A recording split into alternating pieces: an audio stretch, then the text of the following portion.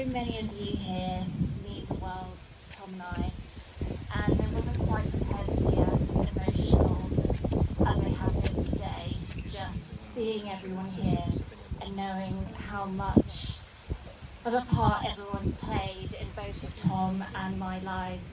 You've really made us the people that we are today, and we're incredibly grateful for that. Woo. Good, Jojo. Love you. I'd firstly like to thank my parents, Mum, Dad. You have been an incredible support in my life. I am so grateful for the sacrifices that you made for me and the unconditional love that you have. And I just love you both so much.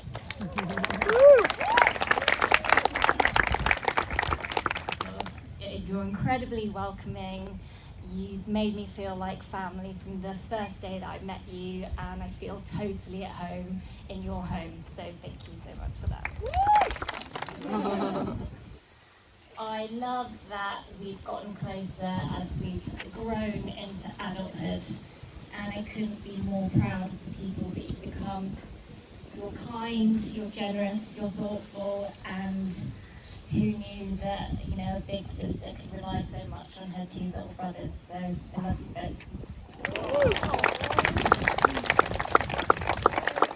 both. My 4 bridesmaids.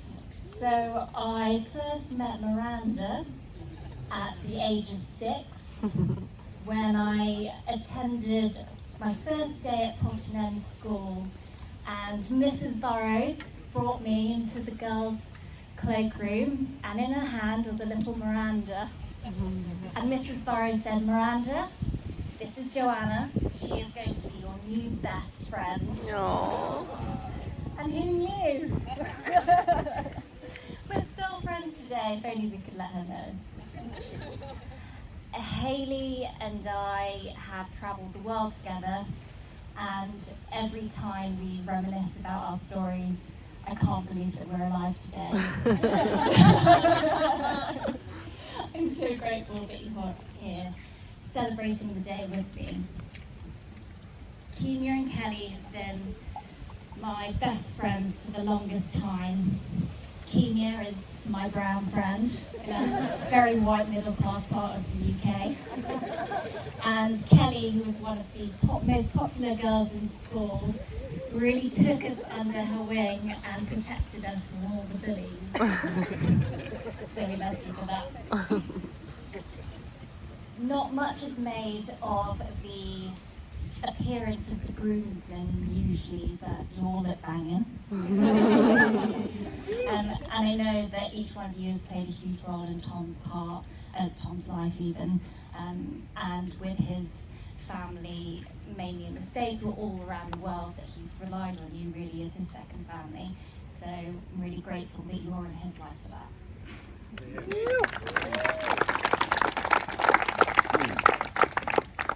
The penultimate thank you is to my enormous Collabic family. Woo! I think most people are astounded by the sheer number of them. And I'm sure Mum would have told you that there was a very selective guest list for tonight. So every single one of you was chosen because you mean so much to me in particular, and you've really shaped me to become the person that I am. And I just love that we're all so close, and even though we live hundreds of miles away from each other, that I can always count on you to be there for me.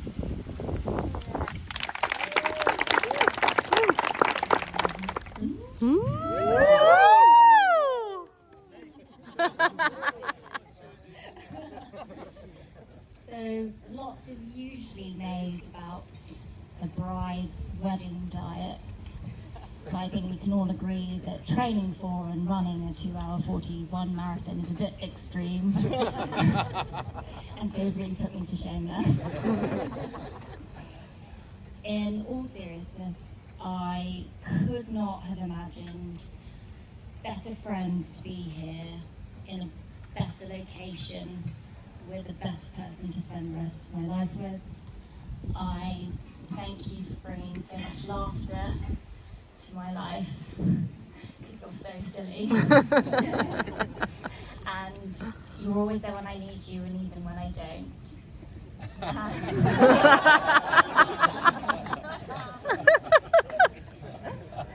You are the best person I know, and I love you very much. Yay! So, I would like to propose a toast. Oh, I don't have a drink. Oh. I would like to propose a toast to my new husband.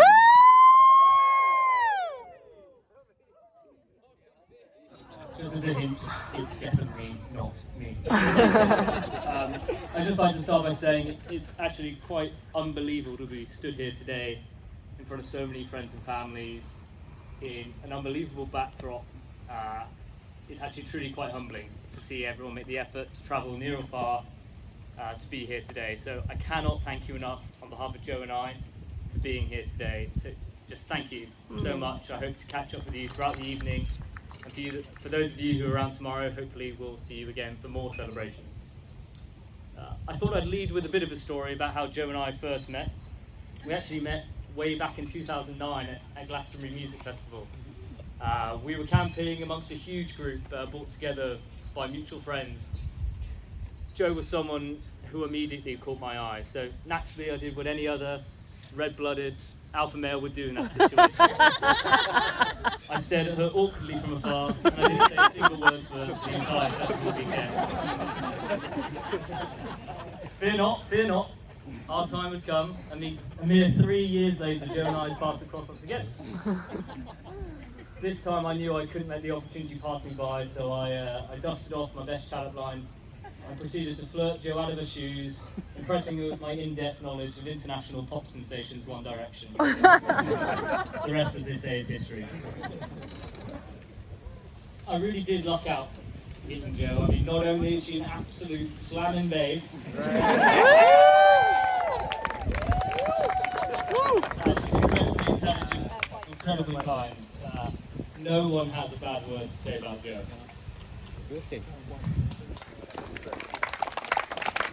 Rein her in. 12 months ago we were sending out our save the date invitations for this wedding. Joe's first draft came back with the term first quarter 2020. I had to remind Joe that we were sending out invitations for our wedding and not publishing our financial statement. I used to always joke with Joe that our wedding day was going to be my time to shine, my time in the limelight, but I think it's clear for all to see Joe has well and truly stolen that tonight, and deservedly so. You look unbelievable in your dress. And quite frankly, I'm still leaving the side to school my wife. I really do look forward to what the future holds, not only for us, but of course our wider family, which includes our 2 pet tortoises, Logan and Kiki, who unfortunately couldn't make the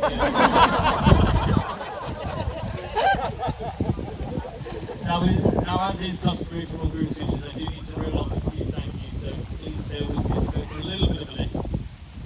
Firstly, to Joe's family, Julia, Josh, Jake, Andy, you've been so welcoming to me since day one, inviting me on family holidays, inviting me to birthdays, various activities. Part of me would like to think it's because I'm a pretty great guy, you were just really keen to hang out with me, but part of me does acknowledge that Julia was just desperate for Joe to get married.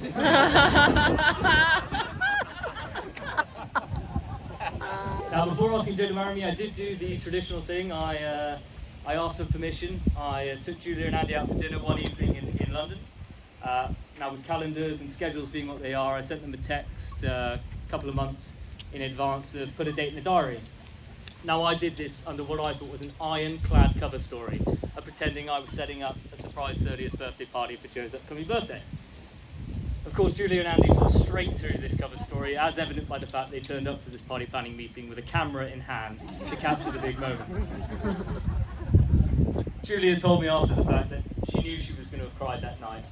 Either I was going to ask Joe to marry me, and she was going to be delighted, or I really was planning a surprise 30th birthday party, and she would have been devastated. Josh and Jake, as you well know, your sister getting married is a real big deal. There's been a lot of focus, a lot of pressure, a lot of attention. And I'm afraid that focus, pressure and attention is only going one way now. Right onto your laps. So I apologise, but I've well and truly done my time. A bit closer to home for me is my family, and immediately my mum and dad, Sean and Caroline, or as they're more commonly known among my friendship group, Shawnee P and Kazza P. I've had an unbelievable upbringing. I've been fortunate enough to live all around the world, go to different schools, experience different cultures, and that's all down to you. Joe, Gemma and I couldn't ask for better parents, and I'm so thankful for everything you've done for us. As much as I've loved getting to follow you around the globe, I'm really looking forward to you moving back to the UK on a more permanent basis. No pressure, Dad. And getting to spend more time with you. It'd be remiss of me not to give a special shout out to two other family members who played a pretty pivotal role in my upbringing, and that's my Auntie Juliet and Uncle Martin. Give us a wave. There they are. Whilst my parents have spent the vast majority of my life living abroad, Juliet and Martin have basically been my home away from home. They ferried me to airports, universities, school at ungodly hours. They've let their home be my own home. And I know I speak on behalf of Mum and Dad when I say the support you've given not only to me, but Gemma and Joe as well, has been invaluable. A special mention should also go to Juliet, is someone who hates flying, has managed to fly halfway across the world. So well done. It's only another 13 hours flight home.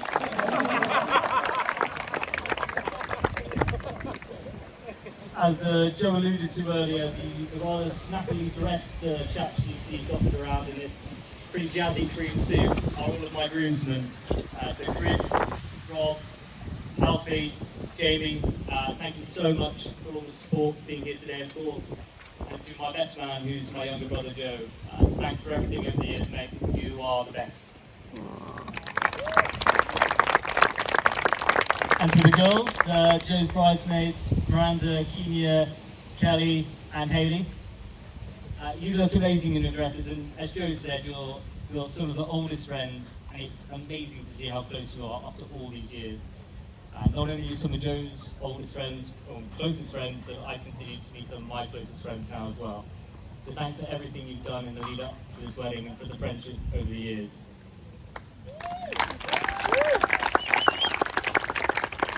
And lastly, none of tonight would have been possible without the amazing staff here at the hotel, our wedding planner Tracy. I think it's fair to say Joe and I are absolutely appalling when it comes to creativity and trying to put a plan into action. We were naturally a little bit nervous about having a wedding on the other side of the world, but we needn't have worried. The team here have done an unbelievable job of turning our dream into a reality. So thank you to all the staff. I hope you have a great night. Probably not as good as us, but thank you ever so much. Sincere thanks to everyone who's made the effort and time to be here with us today. As I mentioned, it's hugely humbling to see such effort being made to be with Joe and I on our special day.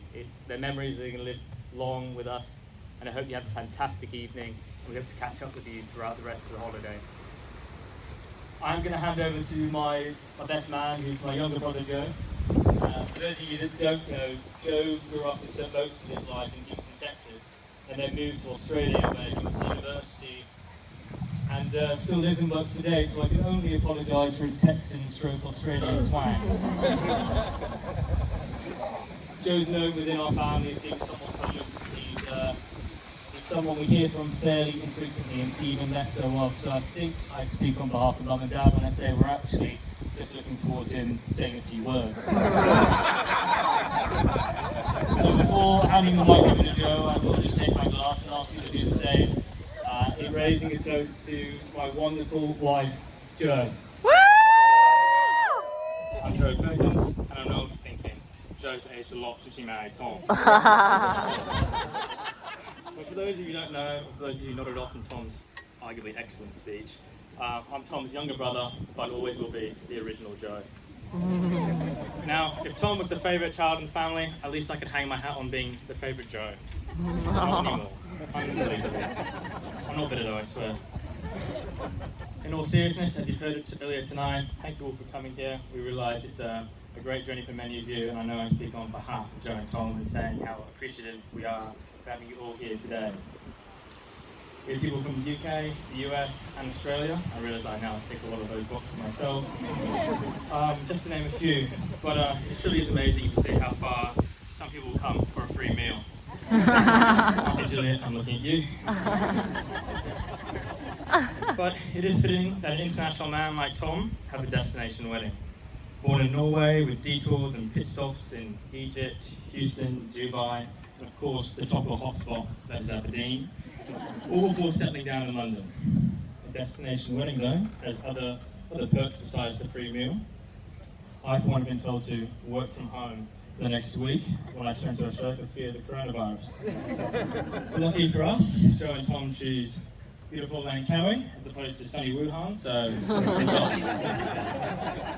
and on that lovely thought, I might just say, can we please raise a toast to the beautiful bridesmaids and groomsmen who've joined Joe and Tom here today. Cheers. Using some excuse in the sweet.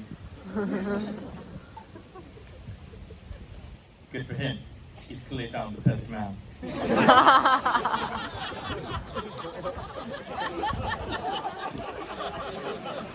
Now, with Tom spending countless days as a child wearing a pink hairband, I can't say I was surprised.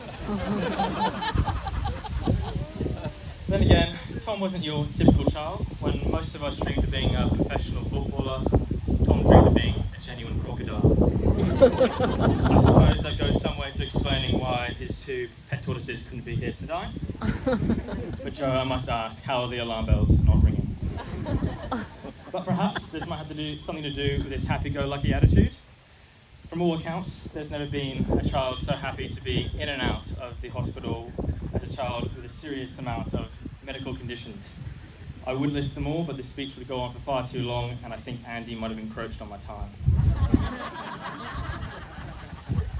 Now, Tom's never let go of this enthusiasm for life. He attacks life to the fullest, whether that's running, working. He's achieved great physical success and even greater success on the running track. He gives his all no matter what he does, but he's certainly come a long way from being a wannabe Hollister model. Unfortunately for him, he's still got the tattoo. Now, despite having lived halfway around the world for most of our lives, Tom's always been there for me. And perhaps more importantly, Tom has been able to provide me the nice vacation home anytime I was in London. Except for that time he lived in Bethnal Green where he had a curtain for a bedroom door. As I said, he's certainly come a long way.